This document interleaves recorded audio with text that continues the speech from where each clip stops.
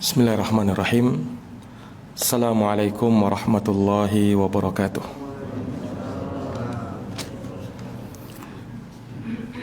Alhamdulillah. Alhamdulillahi rabbil alamin. Wal aqibatu lil muttaqin wala udwana illa 'alal zalimin. Asyhadu an la ilaha illallah wahdahu la syarikalah wa asyhadu anna Muhammadan 'abduhu wa rasuluh. Sallallahu alaihi wa ala alihi wa sahbihi wa man tabi'ahum bi ihsanin ila yaumiddin wa sallama tasliman katsira, amma ba'd. Yaqulullahu tabaraka wa ta'ala fi kitabihil karim, a'udzu billahi minasyaitonir rajim, ya ayyuhalladzina amanu kutiba alaikumus syiyam kama kutiba alal ladzina min qablikum la'allakum tattaqun. Ayyaman ma'dudat, faman kana minkum maridan aw ala safarin fa'iddatun min ayyamin ukhar, wa 'alal ladzina yutiqunahu fidyatun ta'amu miskin, faman tatawwa'a khairan fahuwa khairun lah, wa an tasumu khairun lakum in kuntum ta'lamun. Shadaqallahul azim. Para hadirin sekalian, jamaah salat subuh yang dirahmati dan dimuliakan oleh Allah Subhanahu wa taala. Alhamdulillahi wa syukrulillah wala haula wala quwata illa billah. Segala puji hanya bagi Allah atas segala nikmat dan karunia-Nya. Walhamdulillah, di hari yang ke-12 di bulan Ramadan ini kita masih diberikan kesehatan wal afiyah oleh Allah Subhanahu wa taala, sehingganya kita dapat berkumpul di masjid yang mulia ini untuk kita menjalankan salah satu kewajiban kita, salat subuh secara berjamaah. Tentunya masih dalam suasana Ramadan yang kita harapkan semoga hari-hari Ramadan ini akan senantiasa memberikan keberkahan pada hidup kita, semakin memperbanyak pahala dan keutamaan kita di sisi Allah Subhanahu wa taala. Amin ya rabbal alamin. Selanjutnya kita haturkan salawat dan salam semoga terlimpahkan selalu kepada junjungan kita Nabi Agung, Nabi besar Muhammad sallallahu alaihi wasallam, kepada keluarga dan para sahabat serta orang-orang yang senantiasa meniti jalannya sampai hari kiamat. Para hadirin jamaah salat subuh yang dirahmati dan dimuliakan oleh Allah, kita akan kembali membacakan tafsir dari ayat-ayat puasa. Semoga hal ini bisa memberikan kepada kita pemahaman terkait dengan ibadah puasa yang kita jalankan. Telah kita sebutkan di pertemuan sebelumnya ayat yang ke-183, di mana ayat ini yang menjadi dalil wajibnya puasa Ramadan. Ya ayyuhalladzina amanu kutiba alaikumussyiyam kama kutiba alal ladzina min qablikum la'allakum tattaqun.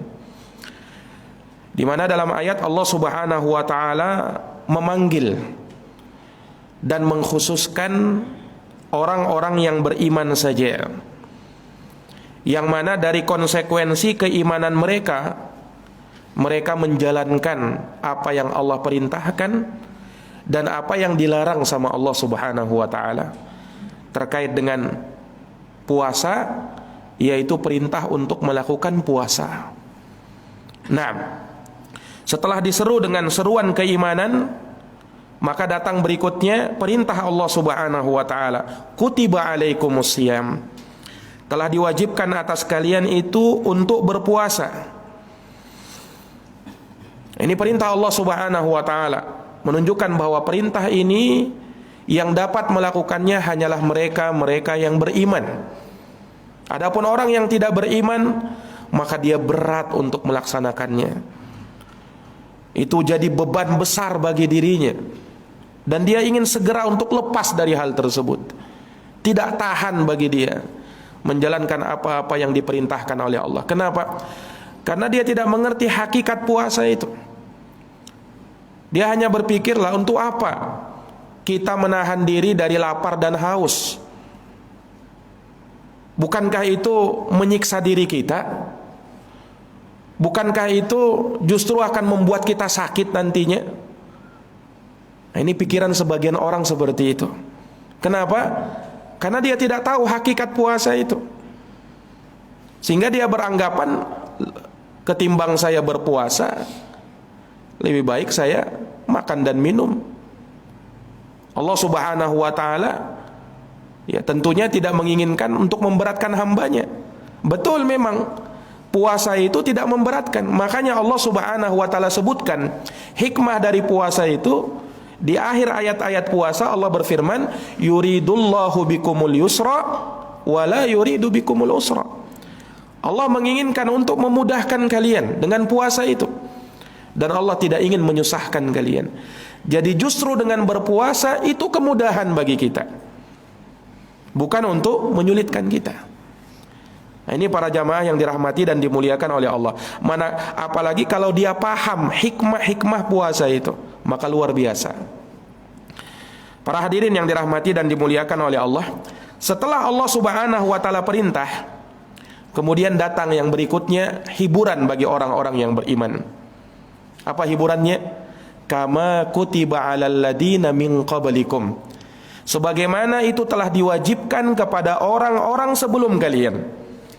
Kata para ulama, ini adalah hiburan bagi orang-orang yang beriman yang ingin menjalankan ibadah puasa itu.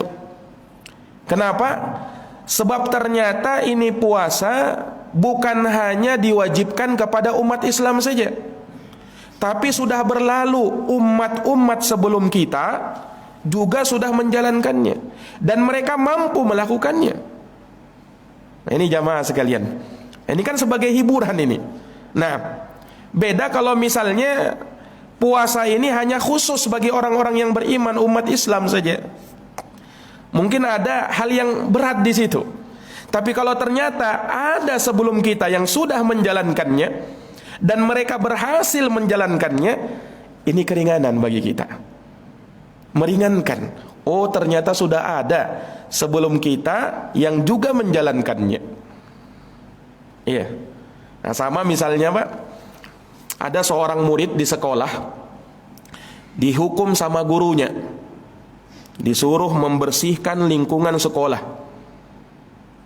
Kenapa? Karena dia telah melakukan suatu pelanggaran.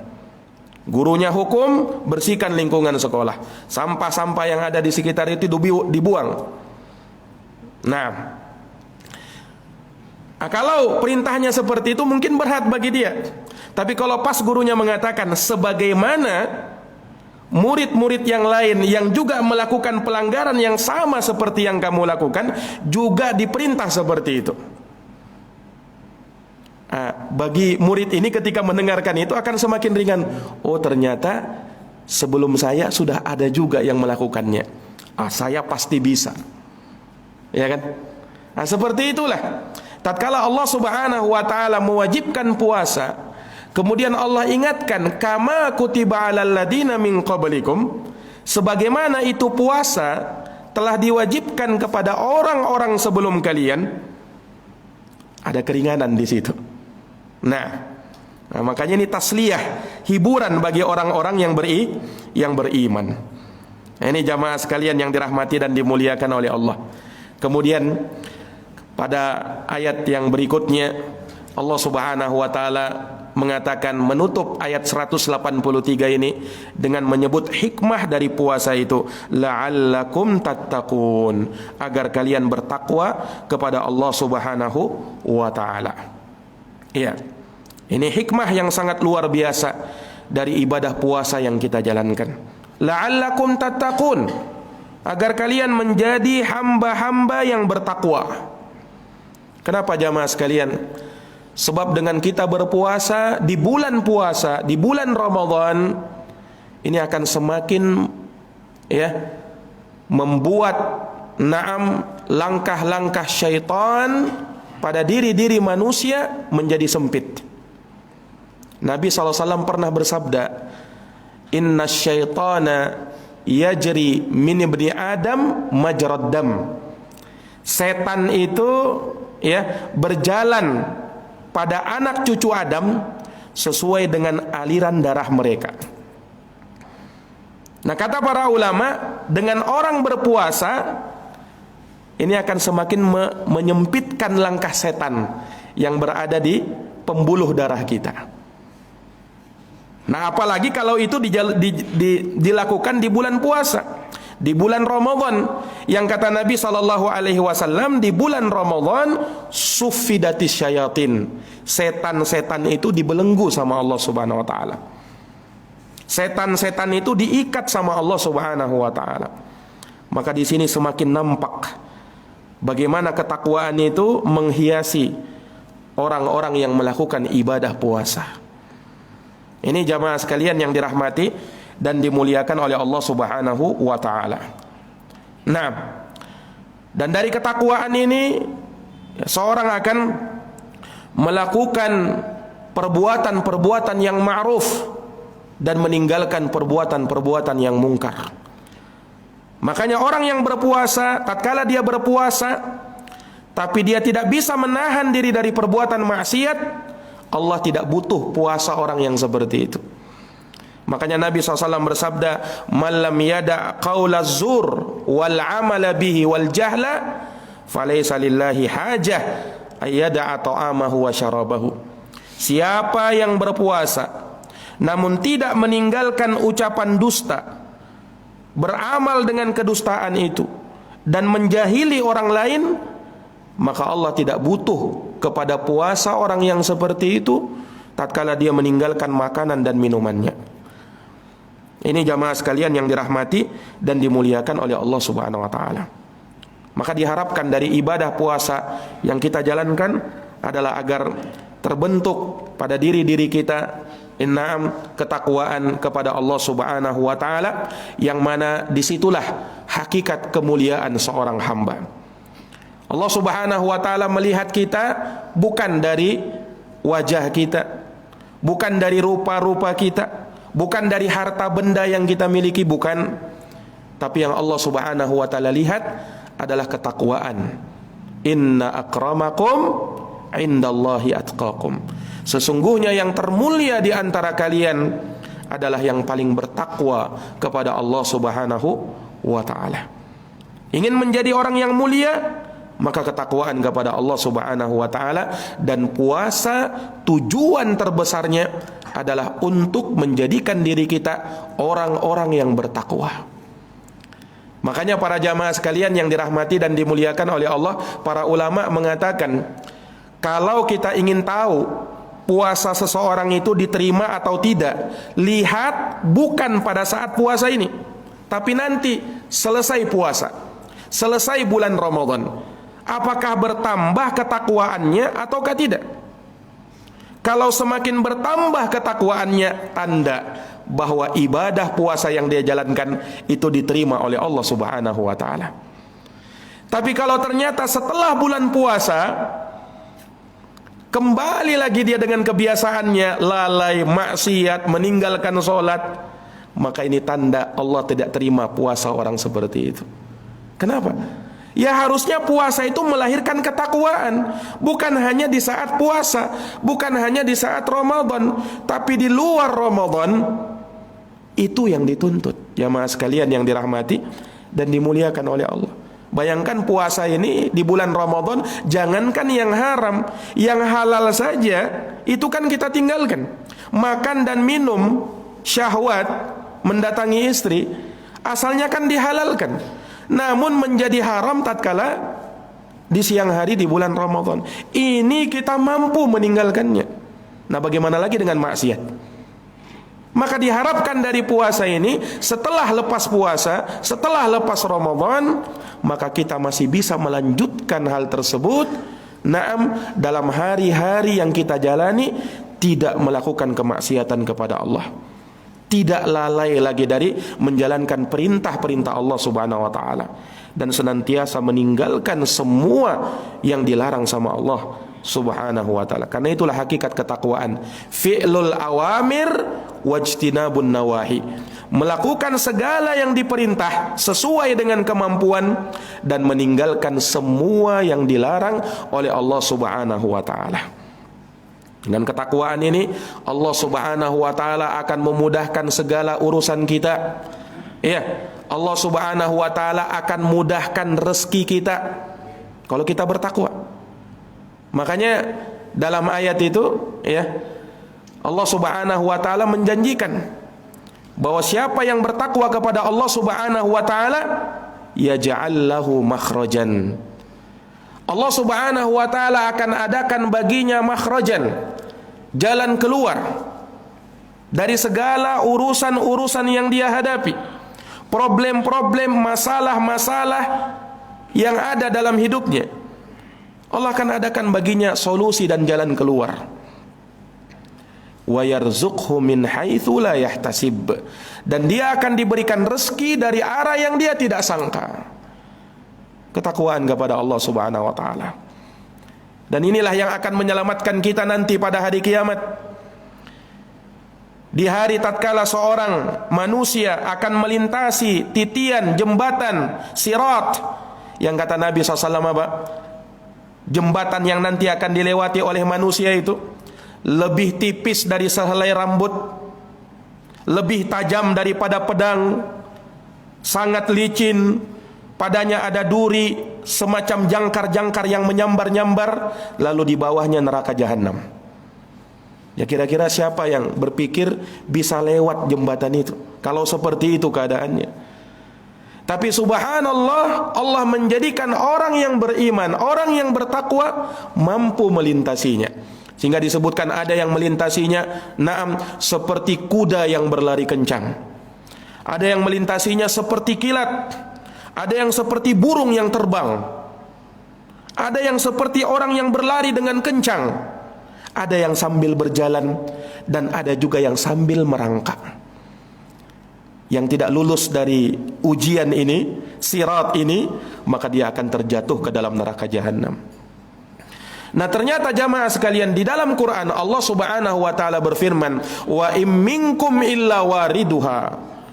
Tidak ada seorang pun dari manusia kecuali pasti akan melintasinya jembatan tersebut. Kana ala rabbika hatman maqdiya. Yang demikian itu adalah suatu ketetapan, suatu kewajiban yang sudah ditentukan oleh Allah Subhanahu wa taala. Kemudian apa? Tsumma nunajjil ladina taqaw. Kemudian kami akan selamatkan dari jembatan tersebut orang-orang yang bertakwa. Perhatikan. Orang-orang yang bertakwa. Wa nadharad dhalimina fiha jithiya, dan kami akan biarkan orang-orang yang zalim terjatuh ke dalam neraka jahanam itu dalam keadaan bertekuk lutut. Ternyata jamaah sekalian, orang yang diselamatkan dari jembatan tersebut adalah mereka-mereka yang bertakwa kepada Allah. Dan ingat, puasa Ramadan yang kita jalankan adalah untuk menjadikan kita menjadi orang-orang yang semakin bertakwa kepada Allah. Jamaah yang dirahmati dan dimuliakan oleh Allah. Kemudian perhatikan di ayat yang ke-184. Allah Subhanahu wa taala berfirman, ayyaman ma'dudat, hari-hari yang telah ditentukan. Ini masih kaitannya dengan puasa tadi. Bahwa puasa itu adalah ayyaman ma'dudat, hari-hari yang telah ditentukan. Artinya jamaah sekalian, dari rahmat Allah, Allah tidak mewajibkan kita puasa dalam setahun itu beberapa bulan, tidak. Tapi hanya 1 bulan saja. Bulan yang ke-9 di kalender Hijriah, yaitu bulan Ramadan. Dalam setahun hanya ada 1 bulan saja yang Allah wajibkan kepada kaum muslimin puasa. Itulah makna ayyaman ma'dudat, hari-hari yang telah ditentukan. Nah, itu pun kata para ulama, Allah Subhanahu wa taala menjadikan puasa ini diringankan lagi. Kita puasa tidak sehari semalam, tapi hanya dari semenjak terbitnya fajar sampai terbenamnya matahari. Dari semenjak azan subuh berkumandang sampai azan maghrib berkumandang. Hanya itu saja. Ini keringanan dari Allah Subhanahu wa taala, dan ini rahmat dari Allah Subhanahu wa taala. Allah Subhanahu wa taala menginginkan kemudahan bagi kita. Kemudian datang setelahnya keringanan lagi. Faman kana minkum maridan, maka barang siapa yang sakit, aw ala safarin, atau sedang safar dalam perjalanan jauh, fa iddatun min ayyamin ukhar, maka boleh bagi dia berbuka dan mengqadanya, menggantinya di waktu-waktu yang lain. Subhanallah. Ternyata puasa ini ada ketentuannya. Makanya orang yang berpuasa ada syarat wajibnya, ada 6 syarat wajibnya. Yang pertama, dia muslim. Orang yang kafir maka tidak diterima puasanya, harus Islam dulu. Yang kedua, ya, dia orang yang baligh. Anak-anak tidak wajib puasa, walaupun orang tua melatih anaknya untuk berpuasa. Nah, makanya dulu ulama salaf, ulama terdahulu, dalam rangka melatih anaknya berpuasa, ya, mereka semenjak dini, di umur-umur mumayyiz, umur-umur 7 tahun sudah mulai itu dilatih untuk berpuasa. Ketika anak-anak mereka menginginkan makanan, mereka berikan mainan-mainan. Supaya apa? Supaya lupa dengan makanannya. Nah, walaupun ini tentu saja ditentukan juga, disesuaikan juga dengan umur mereka. Nah, makanya dari kebiasaan yang bagus, misalnya anak-anak itu dilatih puasa, misalnya awal-awal puasa dilatih puasa setengah hari dulu. Ini dari bentuk latihan-latihan. Dan tidak masalah misalnya kita berikan hadiah-hadiah. Kalau kalian puasa misalnya diberikan hadiah sama bapaknya, sama ibunya. Nah, sebagai bentuk motivasi bagi dia. Walaupun pada dasarnya tidak wajib bagi mereka. Nanti diwajibkan ketika mereka sudah baligh. Sama dengan solat, Pak. Allah Subhanahu wa taala atau Nabi SAW perintahkan apa? Muru auladakum bis shalah wa hum abna sab'i sinin. Perintahkan anakmu solat ketika umur 7 tahun. Wadribuhum 'alaiha wa hum abna asyri sinin. Pukullah mereka kalau tidak mau solat, pukulan pendidikan ketika mereka berumur 10 tahun. Nah, sama dalam hal puasa. Perintahkan anakmu berpuasa ketika umur 7 tahun. Kalau umur 10 tahun tidak puasa, pukul mereka, pukulan pendidikan. Nah, ini dalam Islam seperti itu, pengajaran kepada anak-anak kaum muslimin. Nah, para jamaah sekalian yang dirahmati oleh Allah, kemudian yang ketiga dari syarat wajibnya puasa adalah orang yang akil, orang yang berakal. Makanya orang yang tidak waras, gila misalnya, tidak ada kewajiban puasa. Karena bagi mereka rufi'al qalam, kata Nabi, telah diangkat pena catatan amal untuk mereka. Anil majnun hatta yafiq, dari orang gila sampai dia sembuh. Nah, kemudian orang yang berpuasa itu dia qadir, ya, mampu untuk melakukan puasa. Orang yang tidak mampu karena tua, tidak mampu lagi berpuasa, berat bagi dia, atau sakit yang tidak kunjung-kunjung sembuh, bagi mereka ada keringanan, boleh untuk berbuka. Kemudian harus mukim, tidak safar. Kalau dia safar, ada keringanan, boleh untuk berbuka. Kemudian adamul mawani, khususnya bagi perempuan, tidak ada penghalang-penghalang seperti haid dan nifas.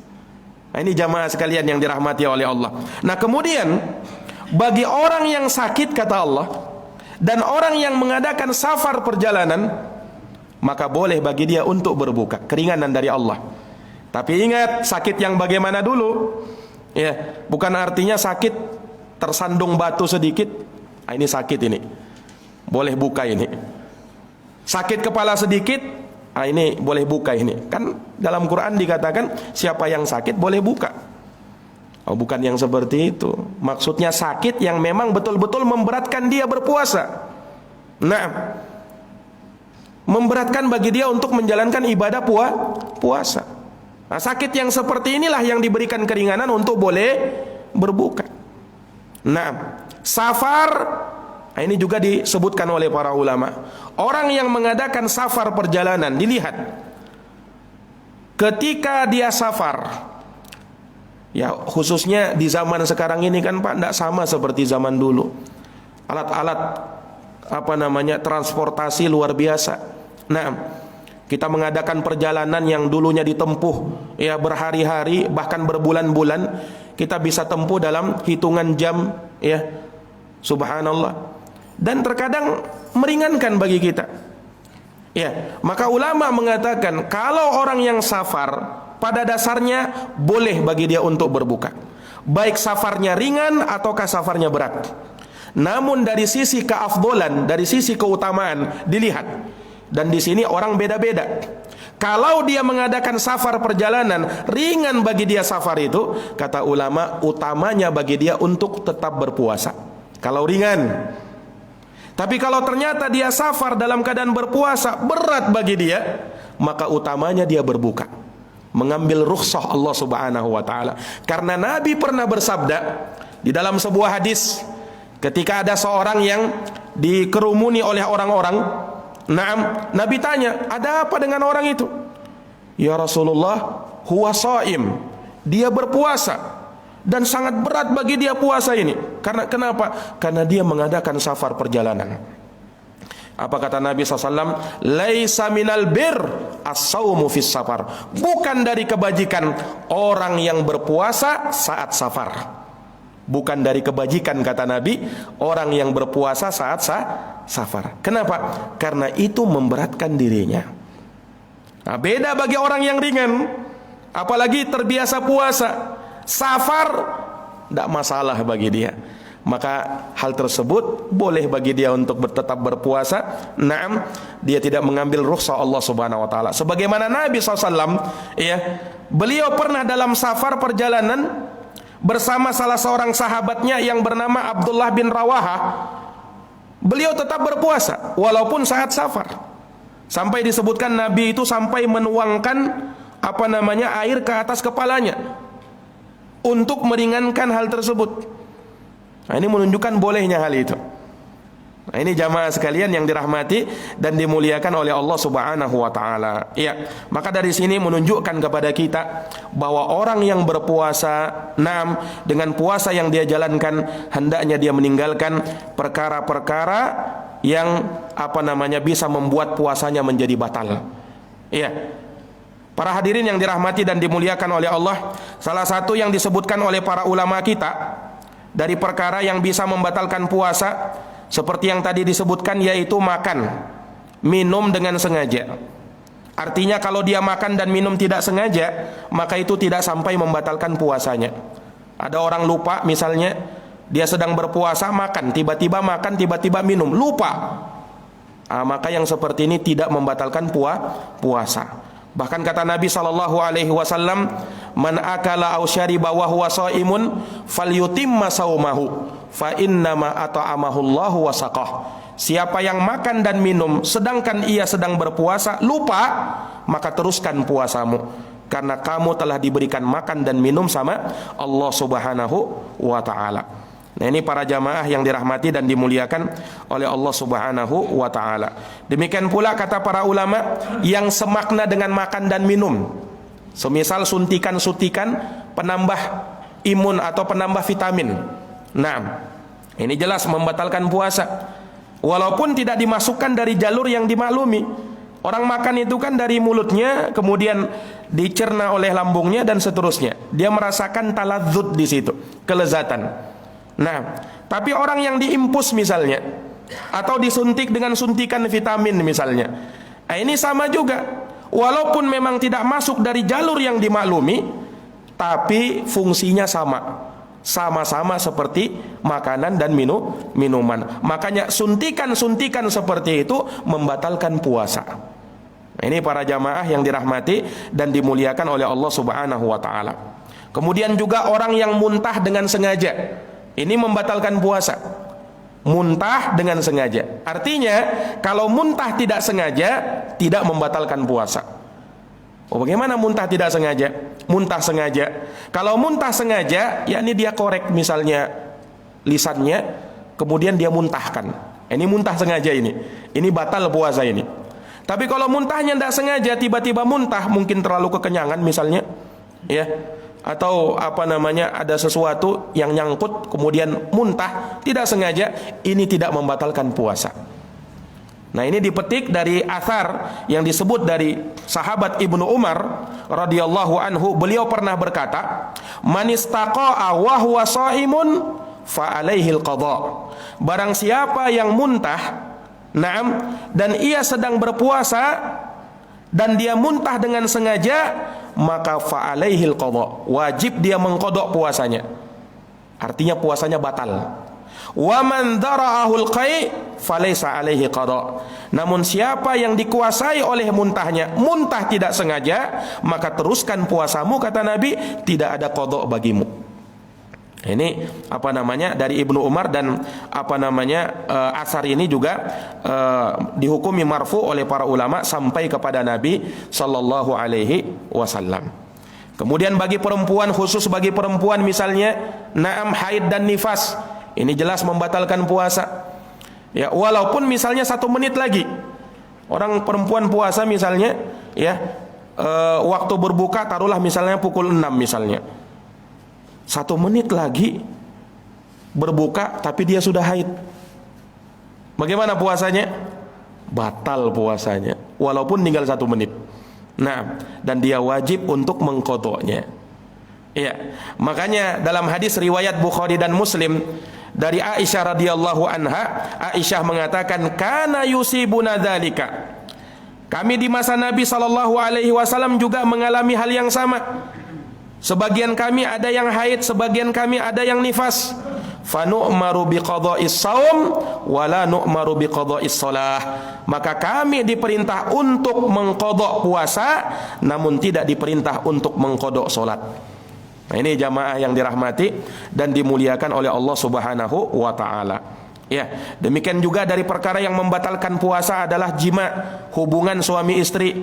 Ini jelas membatalkan puasa. Bahkan bukan hanya batal puasanya, wajib bayar kafarah kalau dia melakukannya di siang hari Ramadan dalam keadaan berpuasa. Ya, pernah suatu hari datang salah seorang sahabat, datang kepada Nabi, mengadu kepada Nabi sallallahu alaihi wasallam, "Ya Rasulullah, halaktu. Ya Rasulullah, saya ini sudah binasa ya Rasul." Rasul tanya, "Loh kenapa? Ada apa denganmu?" Kata orang ini, kata sahabat ini, "Waqa'tu 'ala imra'ati wa ana shaim." "Ya Rasul, aku jatuh kepada istriku dalam keadaan aku sedang puasa." Ya, ini kata kiasan. Jatuh kepada istrinya maksudnya ya dipahamilah. Nah, dalam keadaan berpuasa di siang hari ya Rasul. Nah, ini besar perkaranya ini. Bukan hanya batal puasa kamu, tapi kamu wajib bayar kafarah. Nabi tanya kepada orang ini, "Apakah kamu mampu membebaskan seorang budak? Ini sebagai penebus kesalahan kamu. Mampu tidak membebaskan seorang budak?" Orang ini mengatakan, "La ya Rasul, aku tidak mampu ya Rasul." "Taib sudah. Fahal tastati antasuma syahraini mutatabi'ain?" Kalau begitu mampu tidak puasa 2 bulan berturut-turut? Ini urutan yang kedua. Kalau tidak mampu membebaskan budak, maka puasa 2 bulan berturut-turut. Lebih ngeri lagi. Nah, ini 2 bulan berturut-turut, tidak boleh tidak boleh ada 1 hari yang lepas dari puasa itu. 2 bulan berturut-turut. Orang ini mengatakan, "Aku tidak mampu ya Rasul. Jangankan 2 bulan, sebulan ini saja masih ada kesalahan yang saya jalankan ini. Saya tidak mampu menahan ini." Nah, sudah kalau begitu, fahal tastati antut imasittina miskina? Apakah kamu mampu memberi makan 60 orang miskin? Orang ini mengatakan, tidak mampu ya Rasul. Rasul pun terdiam, Pak. Ini orang sudah melakukan kesalahan, tidak mampu lagi membayar kafarah. Nah, akhirnya tidak lama datang 1 keranjang kurma, dihadiahkan kepada Nabi. Nabi langsung panggil orang itu, "Khudh hadza, ambil ini, fatasaddaq bih." Kemudian bersedekahlah. Orang ini mengatakan, "Ala afqara minna ya Rasul? Apakah ada yang lebih miskin daripada saya ya Rasul? Demi Allah, di kota Madinah ini yang paling miskin itu saya." Mendengarkan hal tersebut, Rasulullah SAW pun tertawa. Nah, dan Nabi SAW mengatakan, "Kalau begitu sudah, ambil ini, beri makan keluargamu." Subhanallah. Ini rahmat dari Nabi sallallahu alaihi wasallam. Tapi dari hadis ini memberikan kepada kita memberikan kepada kita pelajaran kalau orang yang melakukan hubungan suami istri di siang hari Ramadan dalam keadaan dia berpuasa, bukan hanya batal puasamu tapi wajib bayar kafarah. 3 tadi yang disebutkan oleh Rasul, membebaskan budak. Nah, sekarang budak sudah tidak ada, Pak. Berarti pilihannya urutannya yang kedua dan yang ketiga. Puasa 2 bulan berturut-turut, kalau tidak mampu memberi makan 60 orang miskin. Ini sifatnya bukan pilihan ya. Bukan pilihan. Saya milih yang memberi makan aja dah. Bukan seperti itu. Harus yang ini dulu dia lakukan. Puasa 2 bulan dulu. Kalau memang tidak mampu, baru memberi 60 orang miskin. Ini kafarahnya. Ini para jamaah sekalian yang dirahmati dan dimuliakan oleh Allah Subhanahu wa taala. Ya, dari sini juga menunjukkan kepada kita dari keterangan-keterangan Nabi sallallahu alaihi wasallam bahwa ada hal-hal yang dibolehkan bagi orang yang berpuasa itu disangka membatalkan puasa padahal tidak. Apa diantaranya? Boleh bagi orang yang berpuasa untuk mandi. Nah, ada sebagian orang mengatakan orang yang puasa itu tidak boleh mandi. Boleh.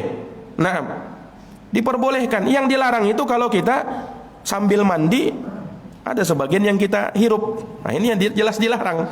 Tapi kalau sekedar mandi meringankan itu boleh. Sebagaimana Nabi SAW ketika mandi, ketika puasa beliau tuangkan air di atas kepalanya.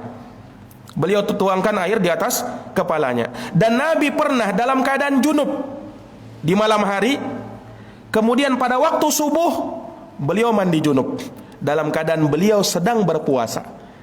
Nah, dari sini menunjukkan kata para ulama, kalau misalnya di malam hari seorang melakukan hubungan suami istri, kemudian di subuh hari dia sahur, tidak sempat lagi nih, pas azan baru dia mandi junub. Apakah boleh yang seperti ini? Kata para ulama, boleh yang seperti ini. Sebagaimana Nabi sallallahu alaihi wasallam melakukan hal yang demikian. Iya. Orang yang berpuasa juga boleh untuk bersiwak.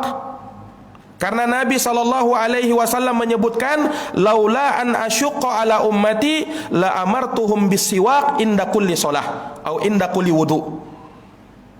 Kata Nabi SAW, seandainya tidak memberatkan umatku, niscaya ku perintahkan mereka untuk bersiwak, gosok gigi ketika mau wudu atau ketika mau sholat. Ini hadits umum, baik saat berpuasa maupun tidak berpuasa. Hanya sebagian ulama mengatakan kalau memakai pasta gigi itu, ya, kalau yang terlalu pengaruhnya berat di perut, ini hendaknya ditinggalkan. Yang ringan-ringan saja atau yang sedikit saja, atau pakai sikat giginya saja. Nah, ini kata para ulama rahimahumullahu ta'ala. Demikian pula orang yang berpuasa boleh untuk menelan ludahnya. Ada sebagian orang yang berpuasa sering meludah. Kenapa? Nanti kalau menelan ludah batal puasa. Nah, ini keyakinan sebagian orang. Padahal tidaklah demikian. Ya tentunya memberatkan lah, Pak. Kalau misalnya ludah ini dilarang untuk ditelan. Iya. Nah, sementara kita ini kan ada ludah terus di mulut ini. Nah, ini tidak membatalkan puasa. Iya. Ini tidak membatalkan puasa. Kaedahnya yang membatalkan puasa itu kalau dari luar masuk ke dalam. Kalau yang sudah di dalam tidak membatalkan puasa. Nah, ini para jamaah yang dirahmati dan dimuliakan oleh Allah Subhanahu wa taala. Iya. Nah, demikian pula perkara-perkara yang lainnya, ya, yang disebutkan oleh para ulama tidak membatalkan puasa, ya, seperti misalnya terhirup bau-bauan, ya, misalnya ibu-ibu kita di rumah masak-masakan tercium baunya. Nah, membatalkan puasa enggak? Enggak membatalkan puasa. Kita lewat misalnya ada orang bakar ikan, misalnya bakar sate, tercium baunya, batal enggak puasa? Tidak membatalkan puasa. Nah, ini para jamaah yang dirahmati dan dimuliakan oleh Allah. Sama kalau misalnya tidak sengaja pas menguap lalat masuk, tertelan, batal enggak puasanya? Tidak membatalkan puasa. Enggak sengaja. Ya kan? Iya. Ibu-ibu misalnya di rumah lagi mengayak tepung, kemudian tepungnya itu terbang ke mulutnya, tertelan misalnya, ini tidak membatalkan puasa juga. Pada saat berwudu menghirup air, ya, kemudian terlalu dalam tidak sengaja tertelan. Nah, atau pada saat kumur-kumur, ya, dia kurang perhatikan tertelan. Tidak sengaja, batal tidak puasa? Tidak membatalkan puasa. Kenapa? Tidak sengaja. Rabbana la tu'akhidna in nasina au akhtana. Itu dalilnya. Wahai Rabb kami, jangan kau hukum kami jikalau kami salah atau kami lupa.